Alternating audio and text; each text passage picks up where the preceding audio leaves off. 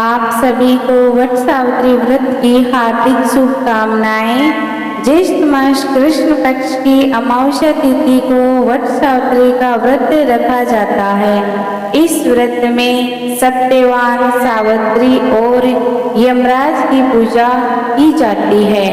इस व्रत को रखने वाली सुहागिनी महिलाओं को सुहाग अटल होता है और पति पर आया हुआ संकट भी टल जाता है। ऐसी मान्यता है कि सती सावित्री ने इस व्रत के प्रभाव से अपने मृतक पति सत्यवान को धर्मराज जी से भी जीत लिया था, अर्थात उन्हें पुनर्जीवन दिलवाया था। इस व्रत के 3 दिन पहले एक लकड़ी के पाटे पर लाल कपड़ा बिछाकर प्रतीक रूप से शुद्ध मिट्टी से देवी सावित्री सत्यवान और भैंसे पर विराजमान यमराज जी की प्रतिमा बनाकर स्थापित की जाती है।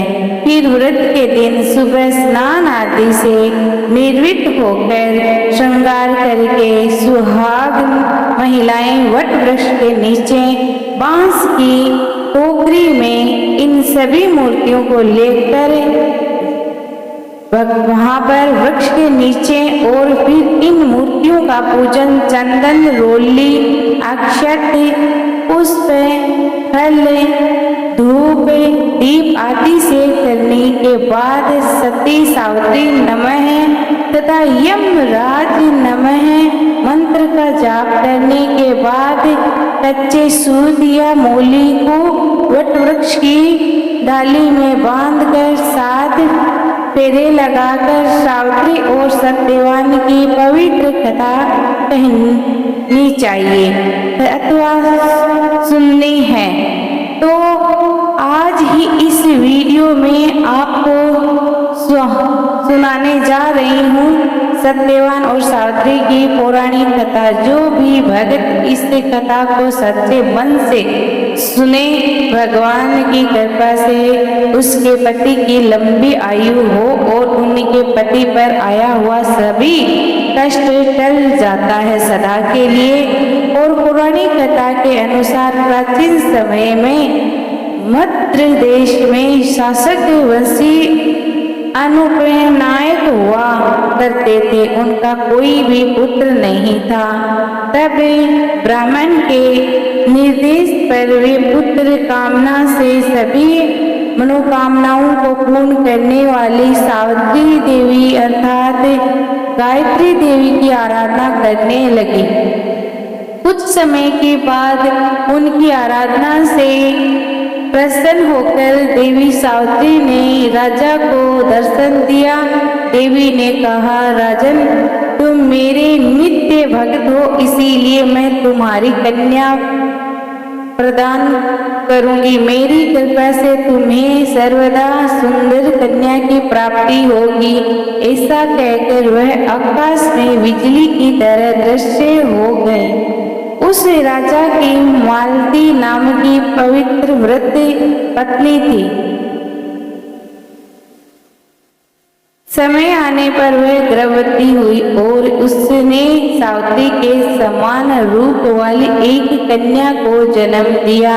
तब राजा ने ब्राह्मण से कहा कि तप की द्वार आहन किए जाने पर माता सावित्री ने मुझे यह और सावित्री जी के समान ही रूपवान, इसीलिए इनका नाम भी सावित्री होगा।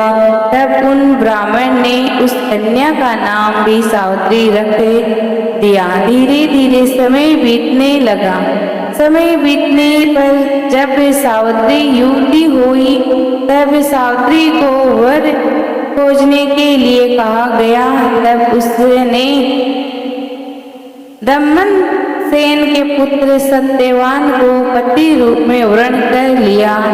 इधर जब यह बात देवर्षि नारद को पता चली तो वह राजा अश्वपति के पास आकर बोले कि राजन, आपकी कन्या ने तो वर खोजने में बड़ी भारी भूल कर दी है। सत्यवान गुणवान और धर्मात्मा अवश्य है, किंतु वह अल्प आयु है और 1 वर्ष के बाद ही उसकी मृत्यु हो जाएगी। देवर्षि नारद जी की यह बात सुनकर राजा उदास हो गया। फिर उन्होंने अपनी पुत्री को बुलवाकर समझाया कि पुत्री, ऐसे अल्प आयु व्यक्ति से विवाह करना बिल्कुल ही उचित नहीं है, इसीलिए तुम कोई और वर चुन लो। इस पर सावित्री बोली, तात आर्य कन्या अपने पति को एक बार ही वरण करती है, अर्थात एक बार ही अपना वर चुनती है, इसीलिए अब चाहे जो भी हो जाए मैं सत्यवान को ही वर रूप में स्वीकार करूंगी। देवी सावित्री के इस प्रकार अपने संकल्प पर अड़ी रहने के कारण आखिरकार राजा अश्वपति को उनका विवाह करना ही पड़ा। विवाह का सारा सामान और कन्या को लेकर वृद्ध सचिव सहित राजा उस वन में गए जहां अपना राज्य और अपनी आंख की रोशनी खो चुके। राजा दमयंत सेन अपनी रानी को राजकुमार सहित एक वृक्ष के नीचे कुटिया बनाकर रहा करते थे। इस वन में विधि विधान पूर्वक सावित्री और सत्यवान का विवाह कर दिया गया। वन में रहते हुए अत्यंत कष्ट पाकर भी सावित्री अपने नेत्रहीन ससुर और पति की सेवा में लगी रहती। नारद जी के कहने अनुसार जब पति के मरण काल का समय आया तब पतिव्रत और धर्म परायण सावित्री ने अपने ससुर से आज्ञा लेकर त्रिरात्रि व्रत का अनुष्ठान किया। चौथे दिन आने पर जब सत्यवान ने लकड़ी, फूल और फल लाने के लिए जंगल की ओर प्रस्थान किया, तब सावित्री भी सास ससुर से आज्ञा लेकर दुखी मन से अपने पति के साथ उस भयंकर वन में चली गई। नारद जी के वचनों का ध्यान रखकर मन में अपार कष्ट रहने पर भी उसने अपने इस भय को पति के सामने उजागर नहीं होने दिया। पति का मन बदलने के लिए वह झूठ मूठ से वन में वृक्षों और पशु पक्षियों के बारे में पूछताछ करती रही। शूरवीर सत्यवान उस भयंकर वन में विशाल वृक्षों, पक्षियों और पशुओं के दल को देखलाता दिखलाता कर थकी हुई कमल के समान नेत्र वाली राजकुमारी सावित्री को आश्वासन देते रहे। इस प्रकार से कुछ समय बीतने पर सत्यवान ने कहा सावित्री से, मैं फलों का एकत्रित कर चुका और तुम फलों को चुन चुकी हो, लेकिन अभी इधर के लिए लकड़ी का थोड़ा कोई प्रबंध ही नहीं हुआ, इसीलिए तुम इस वट वृक्ष की छाया में बैठकर थोड़ी देर प्रतीक्षा करती रहो, विश्राम कर लो। सावित्री बोली, कान जैसा आप कहो मैं वैसा ही करूंगी, लेकिन आप मेरी आंखों के सामने से दूर मत जाइएगा, क्योंकि मैं इस घने जंगल में डरती हूँ, मुझे डर बहुत लगता है। सावित्री के ऐसा कहने पर सत्यवान इसके सामने ही कुछ दूर पर लकड़ी काटने लगा। लकड़ियां काटते हुए अचानक सत्यवान के सर में पीड़ा हुई। पीड़ा से व्याकुल होकर अपनी पत्नी के पास आकर वे बोला, सावित्री, इस परिश्रम में तो मेरे सर में बहुत अधिक पीड़ा हो रही है। ऐसा लग रहा है जैसे मैं अंधकार में जा रहा हूँ। इस समय मैं तुम्हारी गोद में सर रखकर सोना चाहता हूँ। सावित्री से ऐसा कहकर सत्यवान उसकी गोद में सर रखकर सो गया। जब सत्यवान सो गया तब राजपुत्री सावित्री ने उस स्थान पर स्वयं धर्मराज को आते हुए देखा, तो जो नील कमल के समान श्याम वर्ण से सुशोभित और पीतांबर धारण किए हुए थे। उनके पीछे मृत्यु सहित काल भी था। धर्मराज ने उस स्थान पर पहुंचकर उस समय सत्यवान के शरीर से अंगूठे के नाप वाले पुरुष को पास में बांध अपने अधीन कर लिया और उसे घसीटकर बड़ी तेज से दक्षिण दिशा की ओर प्रस्थान किया। पति को प्राण रहित देखकर सावित्री जाते हुए धर्मराज के पीछे पीछे चलने लगी और कांपती हुई हृदय से अपने दोनों हाथ जोड़कर बोली, माता भी भक्ति से इस लोक, पिता की भक्ति से मध्यम लोक और गुरु की भक्ति से ब्रह्मलोक की प्राप्ति होती है। जो इस तीनों का आदर करता है उसने तो सभी धर्म का पालन कर लिया। जिसने इन तीनों का आदर नहीं किया उसने तो किए हुए समस्त पुण्य कार्य भी निष्फल हो जाते हैं। पुरुष के सारे कर्म माता पिता और गुरु इन्हीं की तीनों में समाप्त हो जाते हैं। तब यमराज जी ने कहा, सावित्री तुम हमसे जिस कामना को पूर्ण कराने के लिए आ रही हो उस कामना को छोड़ दो और यहीं से वापस लौट जाओ। सचमुच संसार में माता पिता और गुरु की सेवा से बढ़कर कोई अन्य धर्म है ही नहीं। तुम्हारे पति गुरुजनों की पूजा में निष्ठा रखने वाला है, किंतु तुम्हारा इस प्रकार से मेरे पीछे पीछे आना मेरे काम में बाधा डाल रहा है, इसीलिए तुम लौट जाओ। लेकिन सावित्री बोली, हे धर्मराज, स्त्री का पति ही देवता होता है, पति ही उसको शरण देने वाला होता है, इसीलिए साध्वी स्त्री को अपने पति का अनुगमन करना चाहिए। पिता भाई तथा पुत्र परिमित संपत्ति देने वाले होते हैं, किंतु पति अपरिमित संपत्ति का दाता है। भला ऐसा पति ही कौन स्त्री पूजा नहीं करेगी। सर्वोत्तम आप मेरे पति हो जाए, लेकिन जा रहे मुझे भी वही लेकर चलिए, नहीं तो मैं अपने प्राण त्याग दूंगी। तब यमराज जी ने कहा, हे पतिव्रता, मैं तुम पर बहुत प्रसन्न हूँ, इसीलिए सत्यवान के प्राणों को छोड़कर तुम कोई और वर मांग लो और देर मत करो। तब सावित्री बोली, धर्मराज जी चली गई हैं, ऐसे मेरे महात्मा ससुर को राज्य तथा आंखों की रोशनी प्रदान कर दीजिए। यमराज ने कहा, वृद्धे, तुम्हारी ये सब इच्छाएं पूर्ण होगी। तुम अब बहुत देर तक चली आई हो, तुम्हारे मेरे पीछे पीछे चलने से मेरे काम में विघ्न पड़ता है, तुम्हें भी थकावट होगी, इसीलिए अब तुम वापस लौट जाओ। सावित्री कहने लगी, देव श्रेष्ठ सत्य पुरुष के साथ सम्मान होने पर भला कैसी मेहनत, कैसा परिश्रम और कैसा दुख विश्व अग्नि। सर्व तथा शास्त्र से लोगों को उतना भय नहीं होता जितना दुष्टों से हुआ करता है। जिस प्रकार सत्य पुरुष अपने प्राणों का त्याग करके भी परोपकार करते हैं, इसी प्रकार दुर्जन भी अपने प्राणों का परित्याग कर दूसरों को कष्ट देने में तत्पर रहते हैं। यह जगत सत्य पुरुषों द्वारा धारण किया जाता है और आप उन्हें सत्य पुरुषों के अग्रणी हैं। इसीलिए हे देवी, आपके पीछे चलती हुई मुझे कुछ भी दुख नहीं हो रहा है।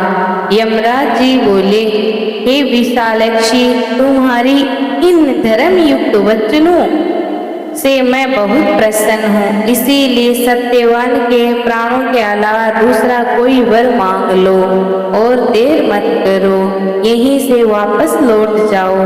अब की बार सावित्री बोली, मैं 100 सहृदय भाइयों की अभी लाश हूँ। मेरे पिता पुत्रहीन हैं, इसीलिए वे पुत्र लाभ से प्रसन्न हो। ये सुनकर यमराज ने सावित्री से कहा, सावित्री तुम जैसे आई हो वैसे ही लौट जाओ और अपने पति के अंतिम क्रिया की व्यवस्था करो। अब यह दूसरा लोक में चला गया है, इसीलिए तुम इसके पीछे पीछे नहीं चल सकती हो, क्योंकि तुम पवित्रता हो, इसीलिए 2 घड़ी तक और मेरे साथ चल सकती हो। भद्र सत्यवान ने गुरुजनों की सेवा करके महान पुण्य अर्जित किया है, इसीलिए मैं स्वयं इसे लेकर जा रहा हूँ। सुंदरी वरदान पुरुष को माता पिता और गुरु की सेवा से सदैव तत्पर रहना चाहिए, उनका कभी भी अपमान नहीं करना चाहिए। मनुष्य के जन्म के समय माता और पिता जो कष्ट सहन करते हैं, उसका ऋण सैकड़ों वर्ष में भी नहीं चुकाया जा सकता। इसीलिए मनुष्य को माता पिता तथा गुरु की सर्वदा प्रिय कार्य करना चाहिए, क्योंकि इन तीनों के संतुष्ट होने पर सभी तपस्या संपन्न हो जाती है। भद्र तुम्हारी कई सभी बातें पूर्ण होगी, तुम्हारा काम पूरा हो जाएगा। अब तुम लौट जाओ। जो तुम्हारा इस प्रकार से मेरे पीछे आने से मेरे कार्य में बाधा पड़ रही है और तुम्हारे भी कष्ट तुमको भी कष्ट हो रहा, इसीलिए मैं तुमसे बार बार ऐसा कह रहा हूँ। तब सावित्री कहने लगी, हे देव श्रेष्ठ धर्म उपार्जन के कार्य में कैसी गलानी और कैसा कष्ट दे। ज्ञानी व्यक्ति को सदैव धर्म उपार्जन करना चाहिए, क्योंकि सदा उनका लाभ सभी लाभों से विशेष महत्वपूर्ण है। प्राणी को चाहिए कि कहीं भी जाए पीछे अकेले धर्म की जाती है, मित्र और भाई बंधु को साथ नहीं देता। इसी संसार में और स्वर्ग में मनुष्य जितने भी प्रकार की उत्तम वस्तुओं और भोगों को प्राप्त करता है, वह उन्हीं के पुण्य कर्मों का ही फल होता है। इसीलिए प्राप्ति का उपाय है यज्ञ, तप, दान, इंद्रियां निग्रह, क्षमाशील, ब्रह्मचर्य, सत्य, तीर्थ की यात्रा, संग सेवा, गुरुजनों की सेवा तथा ब्राह्मणों की पूजा। इसीलिए विद्वान पुरुषों को सदा आचरण करना चाहिए, क्योंकि मृत्यु इसकी प्रतीक्षा नहीं करती। इसने अपना कार्य पूरा किया है या नहीं। प्राणी संसार में मृत्यु से सदैव भयभीत रहते हैं, किंतु पुण्यवान सत्य रूप पुरुष सदैव निर्भय होकर जीते रहते हैं। सावित्री की ऐसी बातों को सुनकर यमराज जी फिर बोले, विशालाक्षी तुम्हारी इन धर्म युक्त बातों से मैं बहुत संतुष्ट हूँ, इसीलिए अब तुम सत्यवान के प्राणों के अलावा अन्य कोई वर मांग लो और देर मत करो, वापस लौट जाओ। तो सावित्री कहने लगी, देव अगर आप देना चाहिए हो तो मैं सत्यवान के 100 पुत्रों की माँ बनना चाहती हूँ, क्योंकि लो में पुत्रहीन सदगति नहीं होती। क्योंकि यमराज ने देखा कि सावित्री लगातार उनके पीछे पीछे चली आ रही है, इसीलिए उन्होंने एक क्षण की भी देरी किए बिना कहा कि सावित्री अब तुम शेष कामनाओं को पूर्ण कर वापस लौट जाओ और मैं तुम्हारी यह इच्छा अवश्य पूर्ण करूंगा।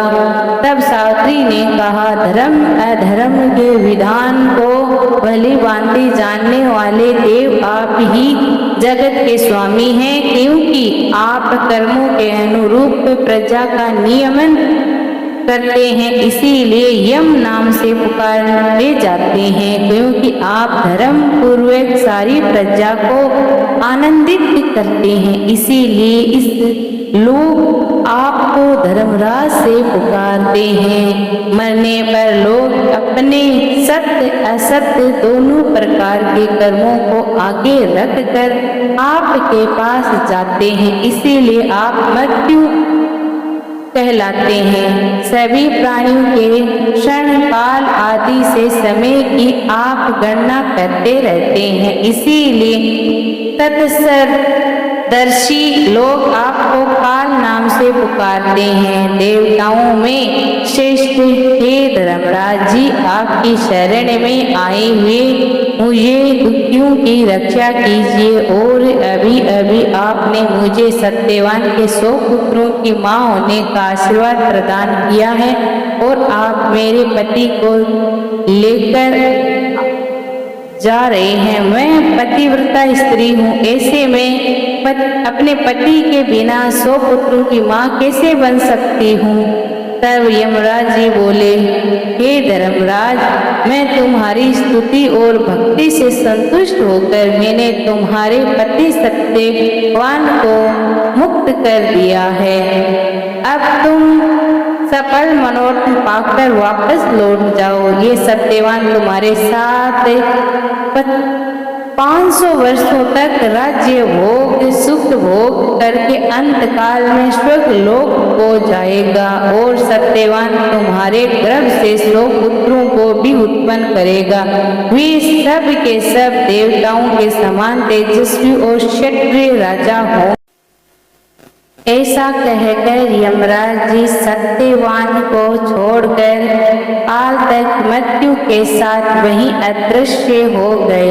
इसके बाद पतिव्रता सावित्री वहां से जिस मार्ग से गई थी उसी मार्ग से लौटकर उस स्थान पर आ गई जहां सत्यवान के मृतक शरीर पड़ा हुआ था। तब सावित्री पति के नजदीक जाकर उनके सर को अपनी गोद में रखकर पहले की तरह बैठ गई।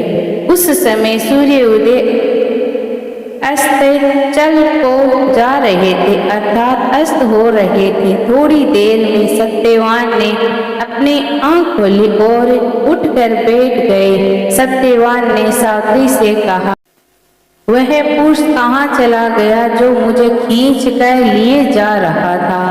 यहाँ सोते सोते तो मेरा पूरा दिन बीत गया।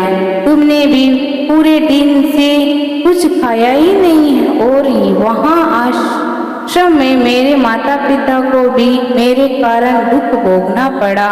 सावित्री, मैं उन्हें देखना चाहता हूँ, चलो जल्दी से चलो। तब सावित्री बोली, हाँ स्वामी, सूर्य तो अस्त हो गया, ले चलिए अब हम आश्रम को लौट चले। मैं वहीं सारी घटना विस्तार पूर्वक आपको बताऊंगी। ऐसा कहकर सावित्री अपने पति के साथ आश्रम में जा पहुंची। इसी समय पति पत्नी सहित दंपत्ति सेन राजा को नेत्र ज्योति प्राप्त हो गई। वे दोनों अपने पुत्र और वधू पुत्र को वापस आया देखकर बहुत प्रसन्न हुए। सावित्री और सत्यवान ने से पति क्षत्रिय श्रेष्ठ राजा दंपत्ति सेन को प्रणाम किया। पिता ने अपने पुत्र को गले लगा लिया। उसी समय आनंदित सावित्री ने जैसी घटना घटित हुई थी उसका वर्णन किया और इस रात को अपने व्रत को भी समाप्त किया। अगले दिन प्रातः काल राजा की सारी प्रजा सेना सहित ढोल नगारे बजाते हुए राजा को पुण्य राज्य प्रदान करने के लिए निमंत्रण देने आई और यह सूचना भी राजा नेत्रहीन होने के कारण जिस राजा ने आपके राज्य को छीन लिया था वे राजा मंत्रियों द्वारा मार डाला गया। अब आप ही राजा हैं। यह सुनकर राजा दामंत सेना के सहित वहां गए और धर्मराज की कृपा से पुण्य अपने राज्य को प्राप्त कर लिया। और समय आने पर सावित्री 100 पुत्रों की मां भी बनी। इसी प्रकार पतिव्रता सावित्री ने अपने पितृ पक्ष और पति पक्ष दोनों का उद्धार किया और मृत्यु के पास में बंधे हुए अपने पति को भी मुक्त कराया। इसीलिए मनुष्य को सदा साध्वी स्त्रियों की देवियों के समान पूजा करनी चाहिए, क्योंकि उन्हीं की कृपा से ही यह तीनों लोक स्थित हैं। जो भी भक्त सत्यवान साध्वी की इस कथा को नित्य सुनता है, वह सभी प्रयोजनों में सफलता प्राप्त करके सुख का अनुभव करता है, कभी भी दुख का भागी नहीं होता है। जो भी सुहागिनी महिलाएं इस कथा को प्रेम पूर्वक सुनती है, उसके पति पर आया हुआ संकट टल जाता है और उसके पति की दीर्घ आयु होती है। बोलो धर्मराज की जय, सत्यवान साध्वी की जय। तो आइए जानते हैं साल 2024 में वट सावित्री का व्रत कब धारण किया जाएगा। इस दिन के शुभ और अशुभ मुहूर्त के बारे में अमावस्या तिथि प्रारंभ होगी 5 जून 2024 दिन बुधवार को शाम 7:56 से और अमावस्या तिथि की समाप्ति होगी 6 जून दिन गुरुवार को शाम को 6:08 पर। तो वट सावित्री का जो व्रत धारण किया जाएगा वह 6 जून 2024 दिन गुरुवार को किया जाएगा। 6 जून को सूर्य उदय का समय रहेगा सुबह 5:07 सूर्य अस्त का समय रहेगा शाम को 6:46 से।